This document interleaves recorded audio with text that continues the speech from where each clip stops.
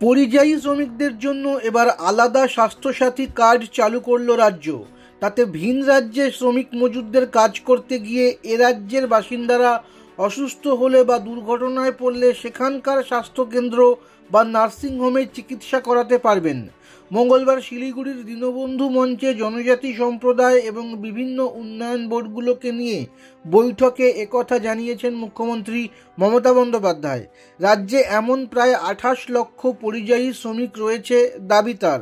সে সূত্রেই কেন্দ্রীয় আয়ুষ্মান ভারত প্রকল্প এ রাজ্যে চালু না করার অভিযোগে সরব হয়েছে বিজেপি। মুখ্যমন্ত্রী বলেন, আমাদের অনেক শ্রমিক মজদুর রয়েছেন যারা বাইরে গিয়ে কাজ করেন। আজ থেকে ওদের হাতে একটা আলাদা স্বাস্থ্যসাথী কার্ড দিচ্ছি। এরা বাইরে কাজ করেন, যখন শরীর খারাপ হয় তখন ঘরে খবর পাঠান।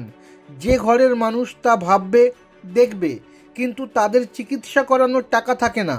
আমাদের 28 লক্ষ শ্রমিক বাইরে কাজ করে, এমন শ্রমিক মজুরদের জন্য স্বাস্থ্যসাথী কার্ড আলাদাভাবে দিচ্ছি। প্রশাসন সূত্রে খবর, ওই কার্ডে পরিবার পিছু 5 লক্ষ টাকা বরাদ্দ করা হয়েছে। বিজেপির রাজ্য সভাপতি তথা সাংসদ সুকান্ত মজুমদার বলেন, সিএএ চালু হওয়ায় অনেক ভোট হারাবেন বুঝতে পারছেন, সেজন্য এসব বলে পরিযায়ীদের সঙ্গে রাখার চেষ্টা করছেন। এসব ভাঁওতা। গোটা দেশে ব্যবহারের জন্য যে কার্ড, সেটা আয়ুষ্মান ভারত, সেটা চালু করতে দেননি।